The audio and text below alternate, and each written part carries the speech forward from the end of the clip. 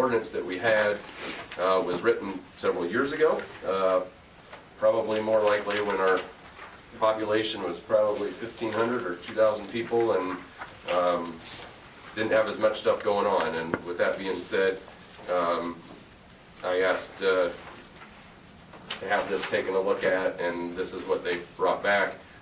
We didn't just reinvent the wheel on this one. This is similar to what others have done of a town of our size, and especially when you have somebody in a position that is doing a good job. Obviously, when the time comes and Gary decides that he's going to retire, he and I spoke very candidly about this, that we'll need to be very aware of this and make sure that the next person that fills this role is qualified and trusted to do the job. I think that's the most important thing to note. So questions, comments, that's why we're here. I just assumed that, like you said, it's still the original one we have in place, and things have changed, duties have changed, the city has changed. So I thought, well, yeah, it even makes sense to me that it's time we upgrade that. Well, there was one line in there, as much as I liked, I felt that it was time to change. In the old one, it stated that city administrator was the mayor's executive assistant, and I felt that he probably, nobody wants that. Nobody wants that job anymore, right? So, yeah. So anyway, I didn't realize that. yeah, he's my assistant. Is basically, I think, how it was written in there. So doesn't mean I don't still work with the mayor. yeah, but it does clean up some processes and gives him some more ability to do his job without needing to wait every 2 weeks. But yet there's still the checks and balances that we still you still sign off on things. If there's no questions or comments to it, take a motion.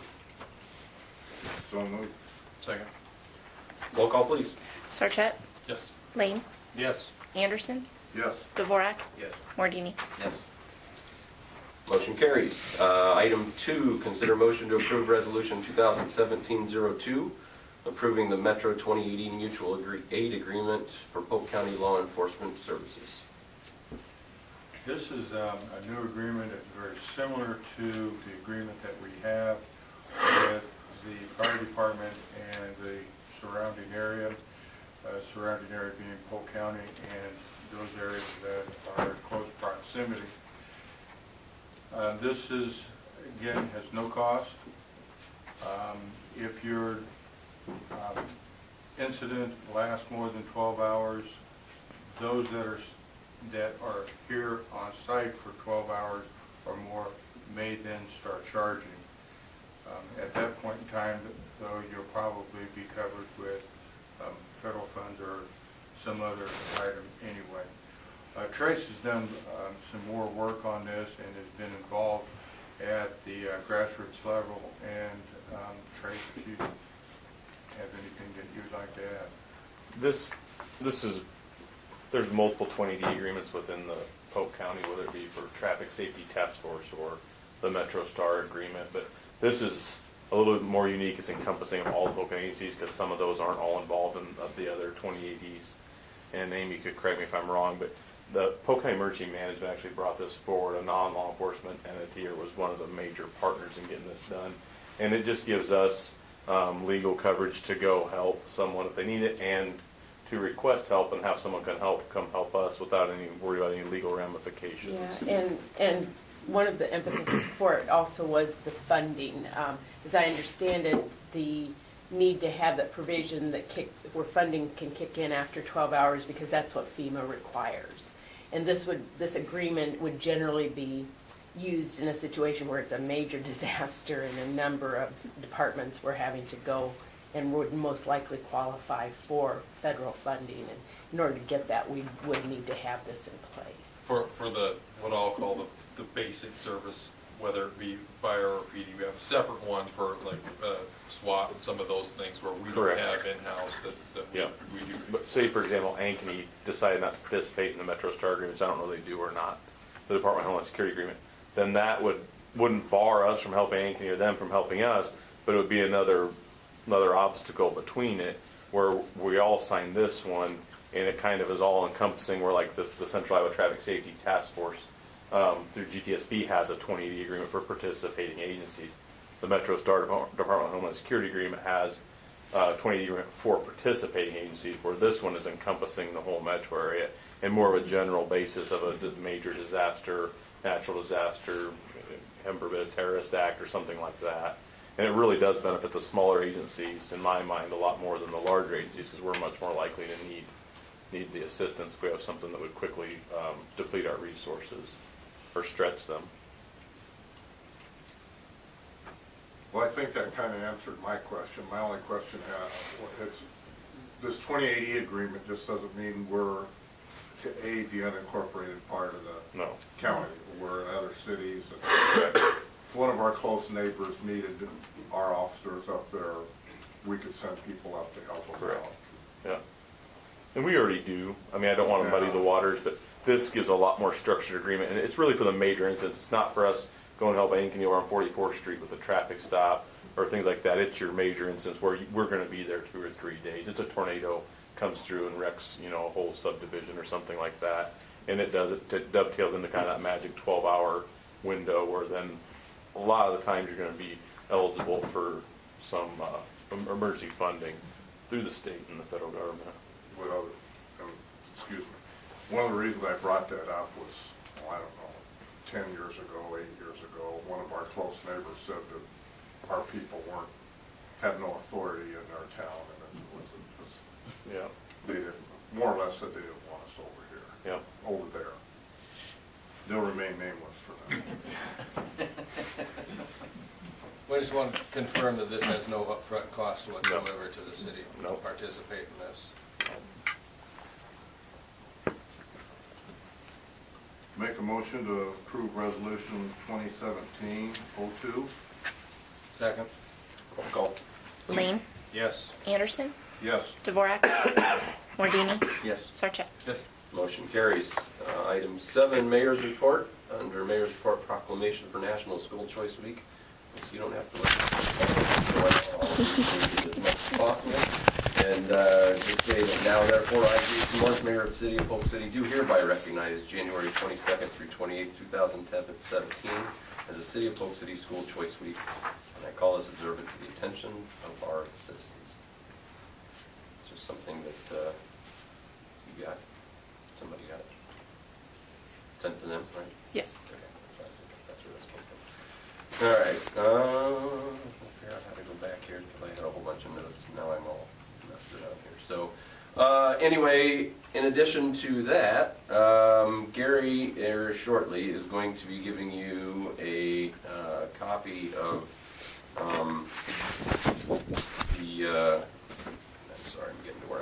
a copy of the building permit and taxable valuation report for 2016.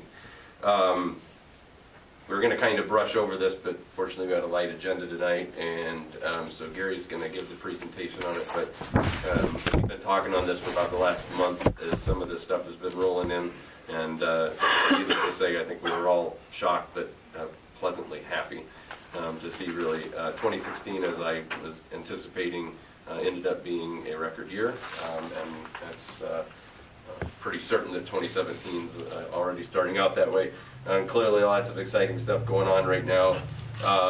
With that being said, kind of one of the exciting things that's been going on is in the last 30 days or so, we've been working behind the scenes, myself, city administrator, and John Calhoun with our development corp, on a new business opportunity that we believe is potentially been finalized, but we're not quite there, so I don't want to necessarily totally throw it out, but I want to give staff a lot of credit for what's been working on John, Gary, and if this all comes out, this is going to add to a very exciting start to 2017. So anyway, I'm looking forward to Gary presenting this tonight, and it's, even though we haven't had a meeting in a month, it's been pretty busy, quite honestly. So anyway, that's all I really have. I'm looking forward to that. Dan? I don't have a whole lot, just glad everybody made it through the holiday season unscathed, as it were, and wish everybody a Happy New Year. Ron? Just a couple short things. I'm still hearing compliments about the square. The lights are all down now, aren't they? Or They are. I'm still hearing compliments about them. What a job you guys did.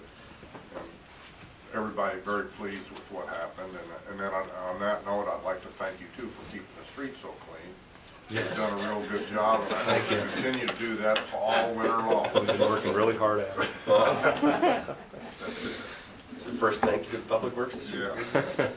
Mine was a Dave. little snowy one. Kind of piggybacking on our growth, I know one of the things that we had talked about that kind of has to do with it a while ago was a building inspector. I know that there were some things that came up that we were questioning and thought maybe we should look around and I don't know if you take that out to bid. I don't know how that all works, but I think we need to revisit that because we did talk about doing that I earlier. agree. At least investigate it. Yeah, so we could If we actually ask for that contract to be reviewed before.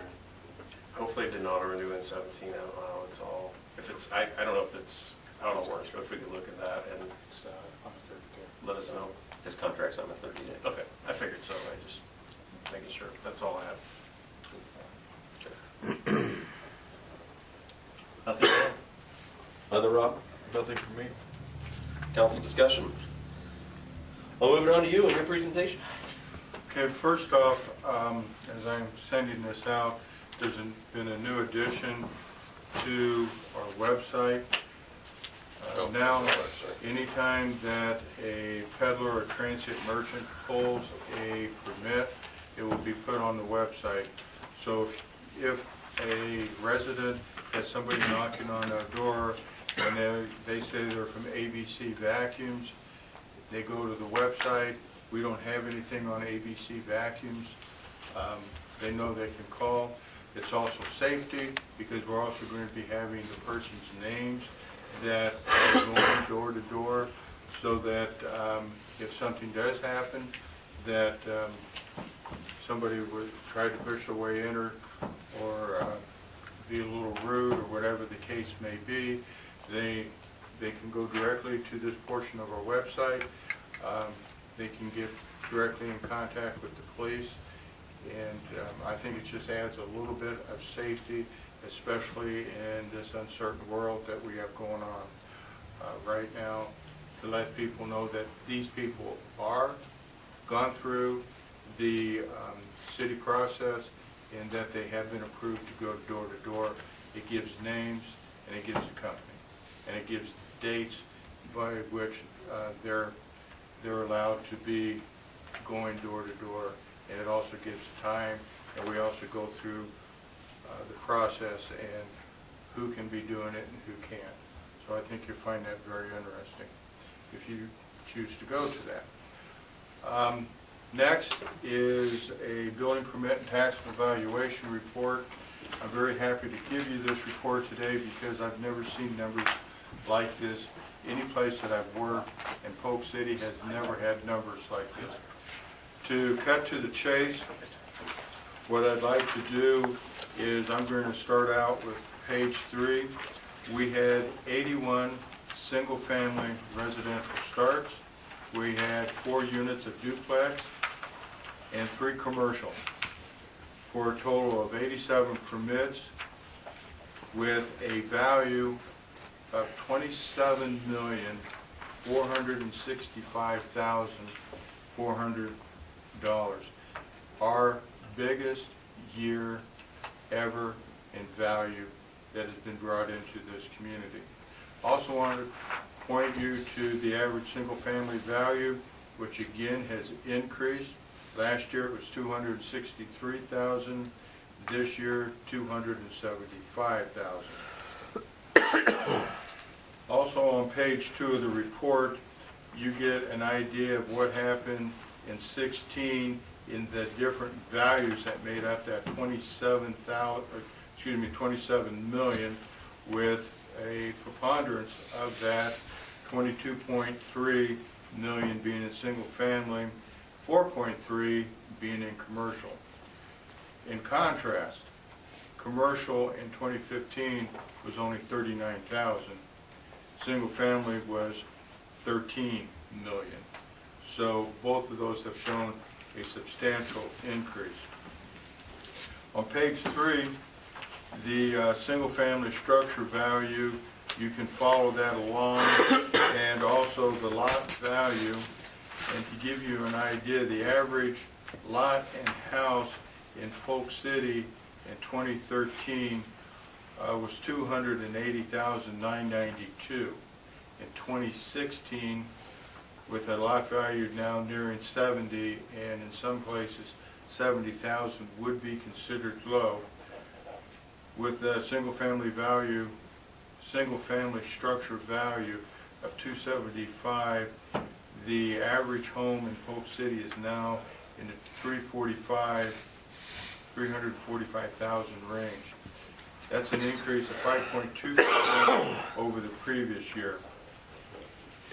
Over the last 5 years, the values have gone up approximately 22.8%. That's for a single-family home. That's an amazing amount. On page 5, you see a chart that shows values added. This is not what this is the actual value that is being added each year. So if you see a year that's down, it's just that values that was added. That wasn't a great construction year, is basically what that means. More good news starts on page 6. The city of Polk City has now a taxable valuation of $199.6 million. To put that in perspective, when I came to work for Polk City 11 years ago, Polk City's taxable valuation was $77.3 million, and is now $199.6 million. Unbelievable growth. That was going on in Sac City before you came here, right? No, sir, it was not. No, just checking. That's a good point.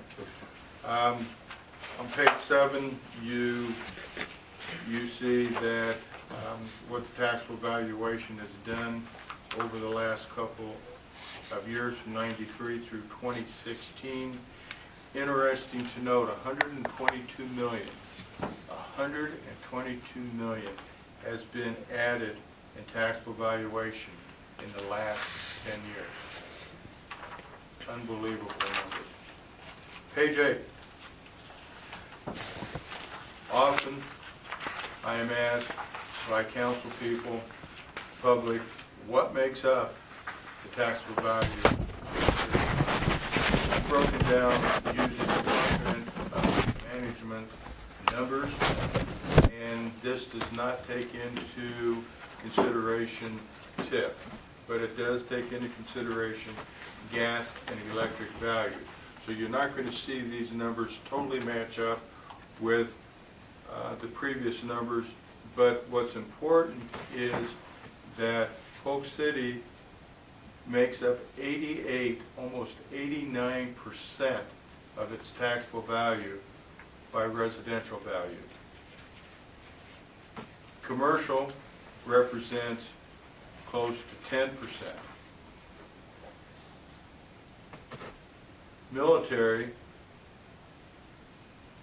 that's military exemption. Polk City is quite high on with the amount that's there, which is $268,000. But that is something that is paid for by through other means. Gas and electric is about $2.5 million. On page 10 and page 11, there is a quick review of where we are with active subdivisions and open lots in Polk City. And this is valued as of December 30th, 2016. To give you an idea of these active subdivisions that are going to be happening are already just approved, where there's an empty lot or an empty lot to be expected. In the next 5 years, you will see most likely these lots coming on and houses being built, that total is 667 to 712 lots. That's an additional 2,310 people based on the 3.3 average. To put where 2016 has put Polk City, every day a new person moved to Polk City this last year. It's just over five a week, right? No, we figured it out, just right now.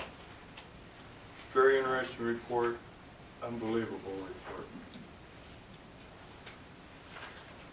It's awesome. That's really great.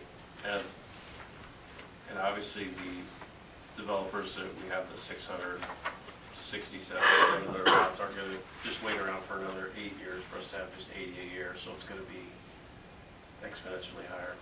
I think if you go back and look a couple of years ago, for example, when our numbers, obviously weren't these kind of numbers, but we didn't have, like 2014, we didn't have available lots.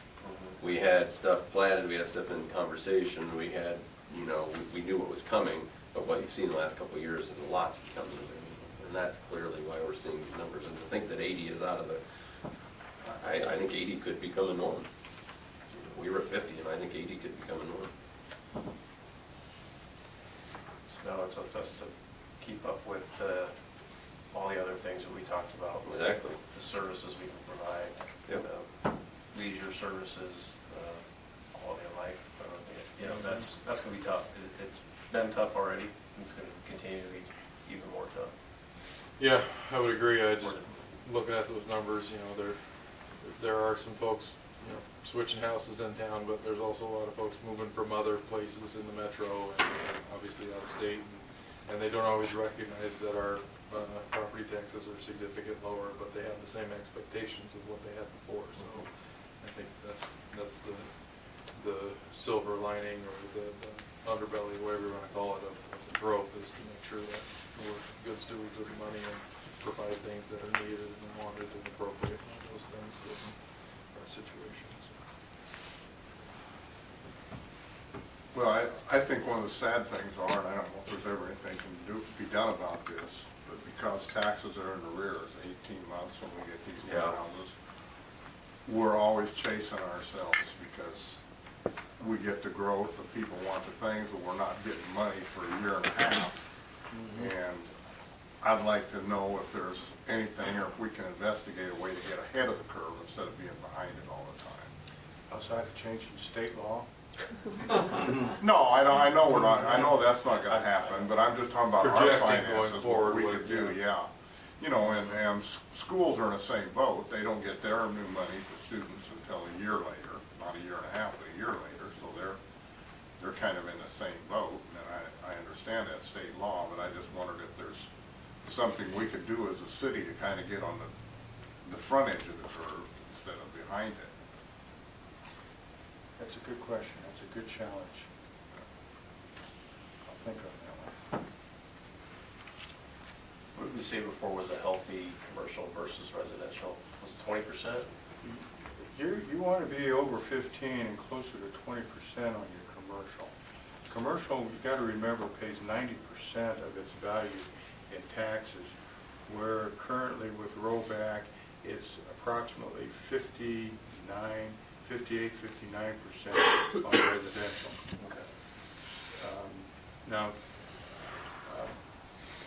when you take a look at how many houses have been added, you have a very healthy housing stock here, with more houses being constructed in the last 15 years that were, there's more houses constructed in the last 15 years that were constructed at any time before that.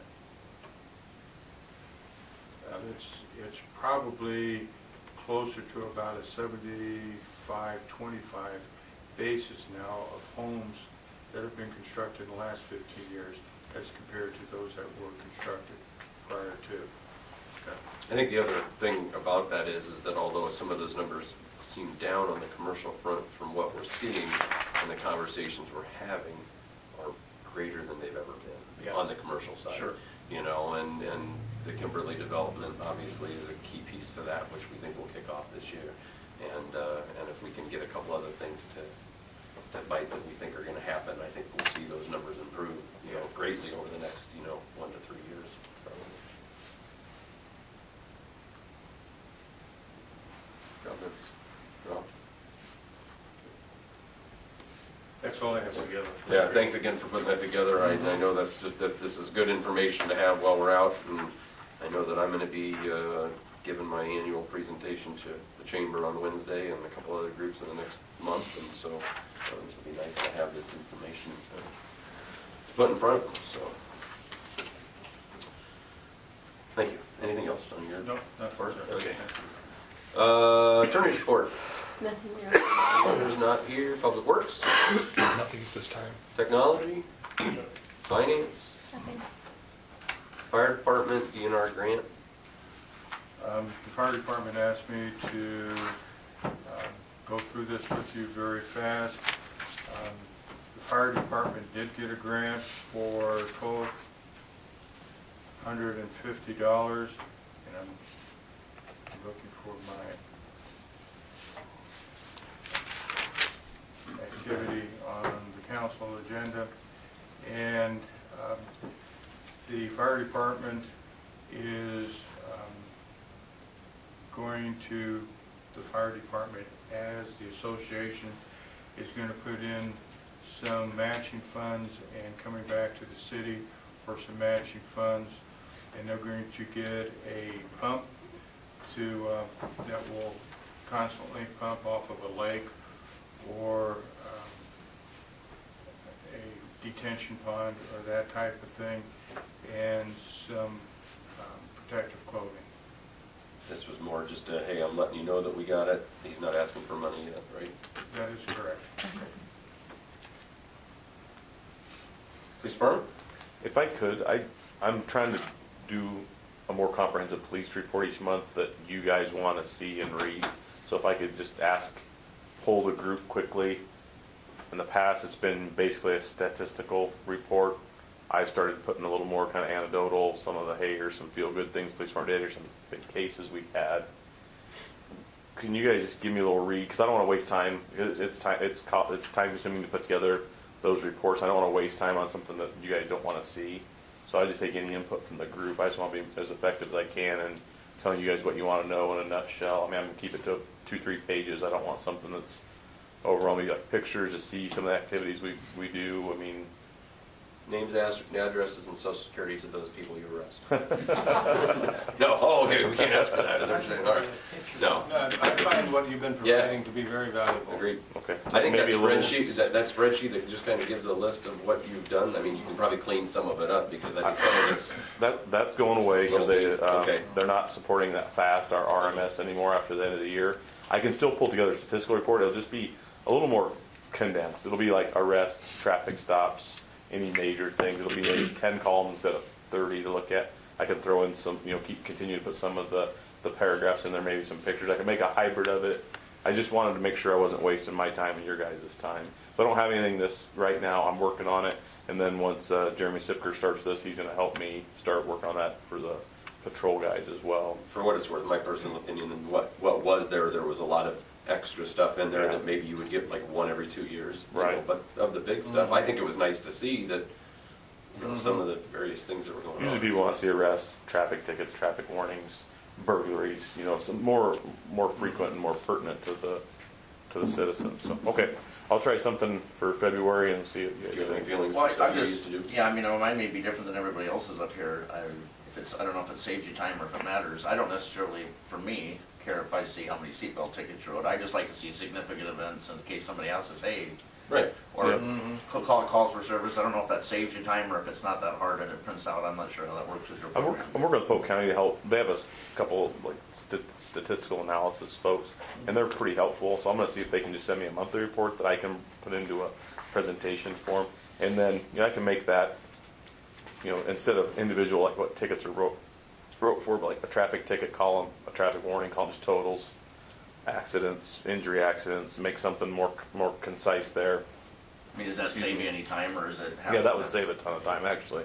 Then to try and I didn't even know how that last one got built, but it would take like an hour or two to build that out of the RMS that the records management system they were using, and it was very archaic and has been mothballed. So we're trying to just be effective and get something to the council and elected officials that shows you what we're doing and answers any questions you might have in general.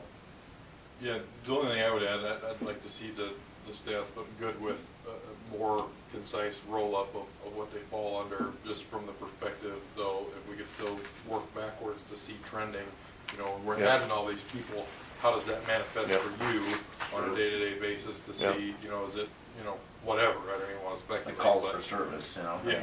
Yeah. So that, to me, is just to maintain that trending, but obviously do it in a way that, you know, spending even an hour, to me, is, there's probably an hour better spent. I'll work on getting a prototype together for next month, maybe probably like the second council meeting in February. See what you guys think. And I also want to give everybody a heads up, if I'll start putting our cases in there, so calls for service are probably like 2 or 3 times the number of what we actually make a criminal case on. Because a lot of calls we get, stray dog had come and go today, assisting the fire department with a medical issue. Those don't draw a case number.